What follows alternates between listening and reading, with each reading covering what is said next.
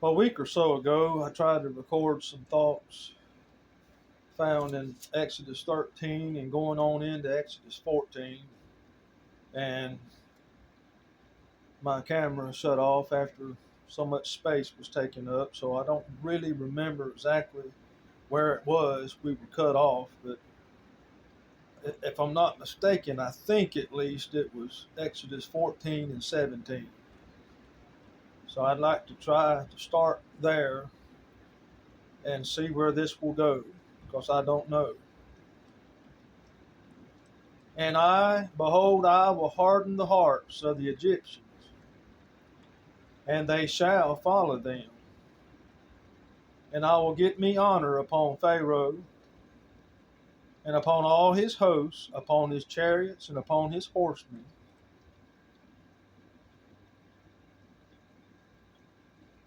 We are familiar with the account before they departed out of Egypt, how that the Lord, in his mighty power, hardened the heart of Pharaoh. But here the same Lord is saying, I will harden the hearts of the Egyptians, and they shall follow them.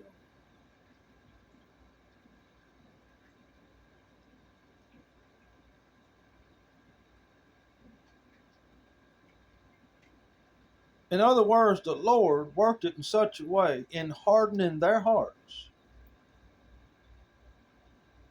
that they did something that ordinarily no one would have done. And it wasn't merely just following Israel, but where did they follow them? If you remember in the Hebrew letter, it says by faith, Hebrews 12, by faith. Let me find it. No, Hebrews 11, I'm sorry. Hebrews 11.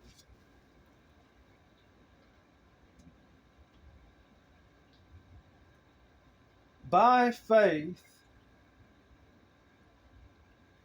they passed through the Red Sea, that's verse 29, as by dry land, which the Egyptians essaying, meaning trying to do, were drowned. Now, right there, according to the logic of the natural mind, you would say, well, that was cruel of God to do that, to harden their hearts, that they would follow. Do you see what I mean? It wasn't just that they followed him, but where did they follow? Ordinarily speaking, when you have a wall of water on one side and a wall of water on another side, and that strong east wind that God caused to blow all night that parted the waters, that would have been a fearful sight. You know that? I would like to think, ordinarily speaking, they would not have followed. But you see, the heart, or the hearts of the Egyptians, were in the Lord's hands. Matters not how unpopular that might be to some people. Matters not how some people in this world, in what is commonly called Christendom, it doesn't matter how they perceive it to be. It is what it is, and it was what it was. God hardened the hearts of the Egyptians, and they shall follow them. Do you know what that means? That means it was 100% certain that they were going to follow Israel, as it says in Hebrews 12 and 29, to the extent that they would try to pass through the Red Sea as by dry land. But try as they may, we know it was not successful. But that's the first observation this afternoon. He says again, and they shall follow them, and I will get me honor upon Pharaoh, and upon all his host, and upon his chariots, and upon his horsemen. If I may say so, whenever our God says that he will get, let me tell you, it's as good as got. It's as good as God. He said, I will get me honor upon Pharaoh. Now, he already had it in the eternal sense of the word, in the sense of his being God, and beside him there is no other. Before the day was, God said himself, said, I am he. I will work, and who shall let it? None can stay his hand. None can direct him. None can counsel him. None has taught him in the way and path of judgment and of knowledge. He already had the honor, but he was going to bring it to pass. If he says he's going to get something, mark it down. It's as good as God.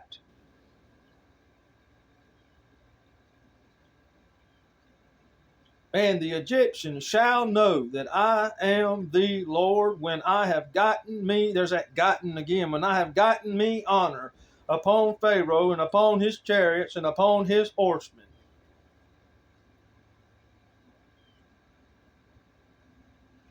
Now you see, they've already been delivered from the land of Egypt. And now the Lord, here is his glorious deliverance from Pharaoh and all of his host here that's pursuing after them. Here they are, encamped by the sea. Impossible, as we tried to point out in the last recording, I believe. Impossible situation. Just impossible for man. And that's the key. It was impossible with Israel, and it was impossible for the Egyptians. But in particular, in the account here, it was impossible for the Israelites to pass over on dry land. Remember, Egypt tried to. This was all part of the purpose of our Lord, and in a great, mighty, holy display of his power, of his judgment, but of his love and his mercy for his people at that time, the people of Israel. And the angel of God which went before the camp of Israel removed and went behind them. And the pillar of the cloud went before their face and stood behind them. Yes, there are some thoughts I have on the pillar of the cloud and the pillar of fire, but I don't think it's expedient at this time to go into that.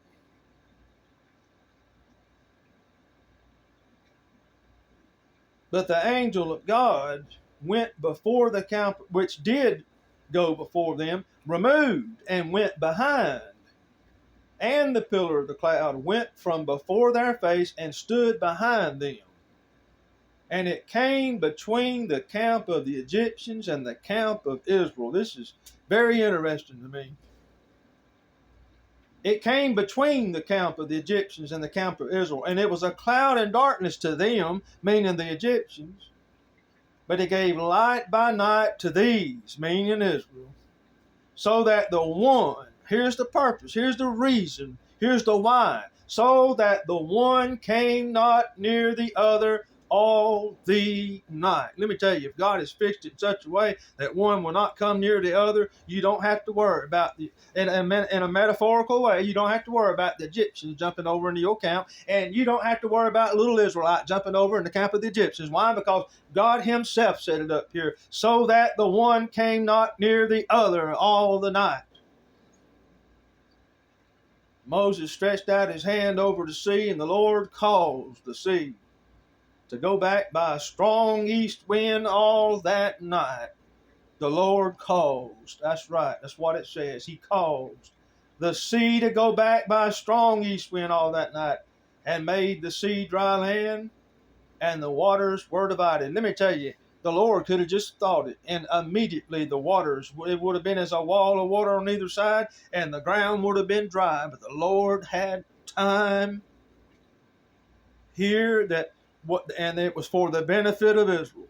Time went by. I think we missed that sometimes. Yes, God had the power to just think it, to just speak it. He don't even have to speak it. He could have just thought it. But that's neither here nor there. You understand what I'm saying? Notice again, let me read it. It says, and Moses stretched out his hand over the sea, and the Lord caused the sea to go back by a strong east wind all that night. All that night, there were hours that went by, and that was for the sake and the benefit especially of Israel at that time. Can you imagine witnessing that, hearing the wind, seeing the effects of the strong east wind that God caused to blow? The Lord fixed it in such a way that not even the natural minds of Israel could successfully deny that something miraculous, something wonderful, something marvelous was happening here. You see what I mean? It wasn't instantaneous. It was all night. The Lord knows how to work things. Sometimes in the way we think and the way we go about matters, we just want to have something just instantaneous, just like that. Well, I'm going to tell you, the Lord is able to do that, but He don't always work that way. The Lord is demonstrating something. He's teaching something here. Thought I heard somebody pull up. Just give me a minute.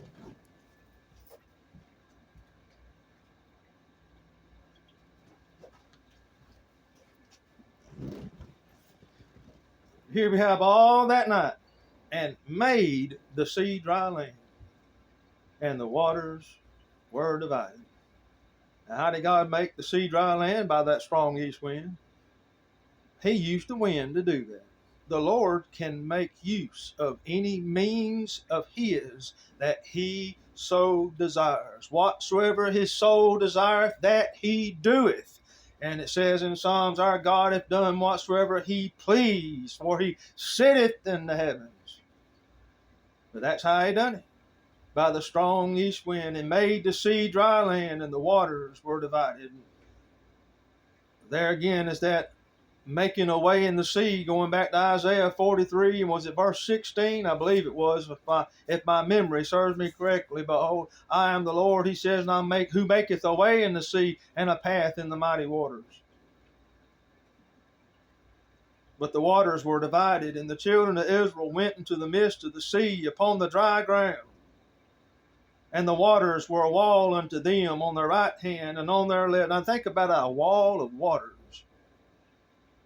A wall of waters. The very thing that we as human beings, all of creation in fact, especially us humans, you understand what I'm saying? I understand that you can go longer without eating than you can, and survive than you can without drinking water. It is absolutely essential. It is absolutely necessary. But this same thing that is necessary for the continuation of life and for survival, this same thing become a wall of protection. Ain't that something? A wall of protection on the right hand, on the left. And the Egyptians pursued. And that's being brought to pass what the Lord said when He says, I will harden the hearts of the Egyptians, and they shall follow them. Here it is. And the Egyptians pursued and went in after them to the midst of the sea. See there? It wasn't merely that they would follow them, but they would follow them in the midst of the sea. But the Egyptians were void of faith. There was faith. Again, Hebrews chapter 11. Let me read it again. Verse 29. By faith they passed through the Red Sea as by dry land, which the Egyptians, assaying to do, were drowned. There was no faith. There was no faith on the part of the Egyptians. Not whatsoever. Faith, if this is not demonstrating that faith is a gift of God, that faith is something that is spiritual, that faith is something that is heavenly. In other words, as James says, every good and perfect gift cometh down from the Father of lights, with whom is no variables, no shadow of turning. If this ain't showing it, I don't know what is. Now, if everybody is born with a measure of faith, if every human being that's ever been, and is now, or ever will be, if they're all born with a measure of faith, then how come the Egyptians drowned?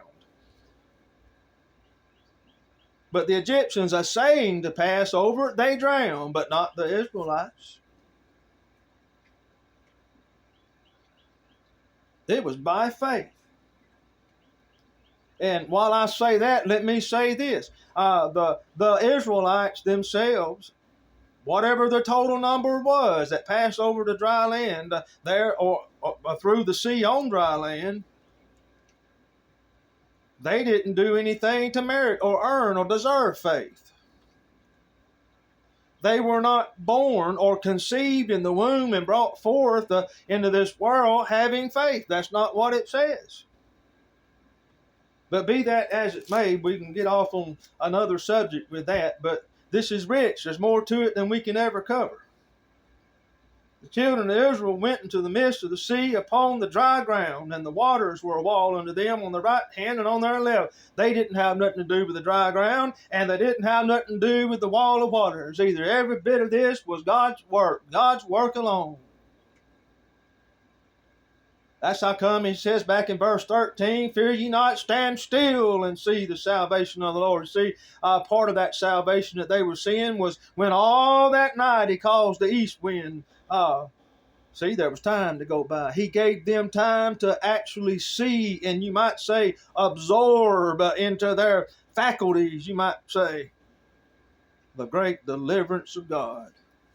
See, he says, the salvation of the Lord, which he will show to you today. For the Egyptians whom you have seen today, you shall see them again no more forever. But here it is again. Now they're going over on dry ground, dry land. They didn't do that. They didn't have nothing to do with it. The waters were a wall on the right hand, on the left. They didn't do that. They didn't have nothing to do with it. If they wasn't the cause of it, they didn't manufacture it. They didn't obligate God to do it. No, sir, they did not. Every bit of this was the work of God. And the Egyptians pursued and went in after them to the midst of the sea, even all Pharaoh's horses, his chariots, and his horsemen. And it came to pass that in the morning watch the Lord looked into the host of the Egyptians through the pillar of fire and of the cloud, and troubled the host of the Egyptians. Isn't this amazing? Let me tell you something. I've long held to this, and I'll say it again. I don't want to be misunderstood, but I want to tell you, our Lord is a troublemaker.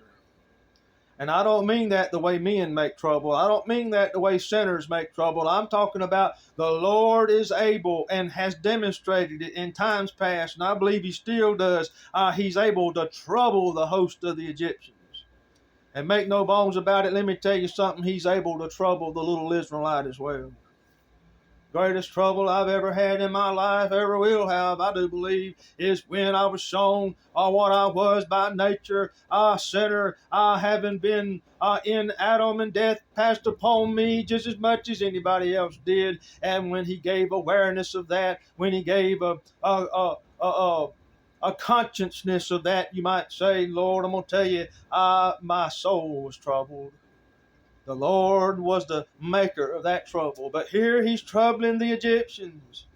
And what did he do? He took off their chariot wheels, and they drave them heavily, so that the Egyptian says, let us flee from the face of Israel, for the Lord fighteth for them against the Egyptians. There it is. The Lord has got him honor. The Egyptians shall know that I am the Lord. And here they cannot deny. Right here, even the old Egyptians saying or trying to pass through the Red Sea here, they says, let us flee from the face of Israel. And then they assign the reason, for the Lord fighteth for them against the Egyptians. And the Lord said unto Moses, stretch out thy hand over the sea, and the waters may come again upon the Egyptians, upon their chariots, and upon their horsemen. And Moses did as the Lord said. He stretched forth his hand over the sea, and the sea returned to his strength. When the morning appeared, and the Egyptians fled against it, and the Lord overthrew the Egyptians in the midst of the sea. The waters returned and covered the chariots and the horsemen and all the host of the Pharaoh that came into the sea after them. There remained not so much as one of them. But the children of Israel walked upon dry land in the midst of the sea, and the waters were a wall unto them on their right hand and on their left. And listen at verse 30. Thus the Lord saved Israel that day out of the hand of the Egyptians. And Israel, notice this, saw the Egyptians dead upon the seashore. And now listen, that brings to pass right there of what he said here. The Egyptians whom ye see today, now going back to verse 13, you shall see them again no more forever. Those Egyptians, well, they seen them, but the thing is, they seen them as overthrown. They saw them as drowned. They will not see them no more forever as being the pursuers, as being those who overtook them in the wilderness.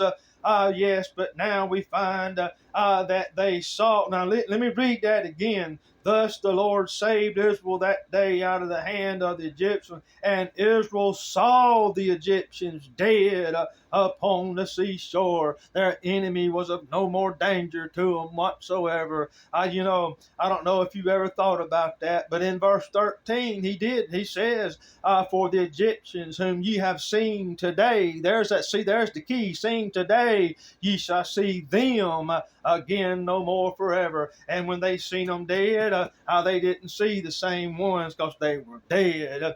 But then it says in verse 31, and Israel saw that great work. There it is. Israel saw that great work which the Lord did upon the Egyptians. And the people feared the Lord and believed the Lord and his servant Moses. And that kind of ties in there to Hebrews 11 and 29. By faith, I'm telling you, these things were done in such a manner that all the glory is ascribed unto God, and all the greatness.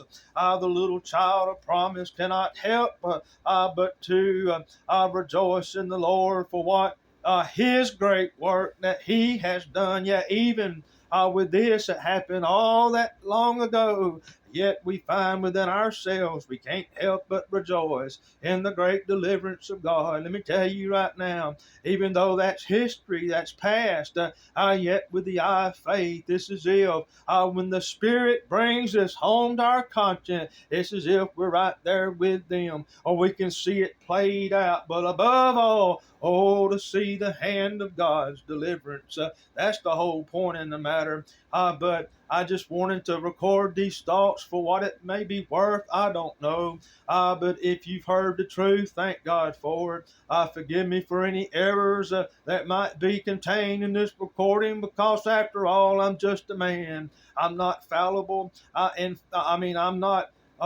Is that the word? I'm not infallible. That's it. I'm not infallible, but I'm subject to error. I'm prone to error and things of that nature. But bless your soul, our God ain't. He is not a man that he should lie, neither the Son of Man that he should repent. I want you to know I love you for Jesus' sake, and may we be blessed to think upon the great deliverance of our God, who is the deliverer.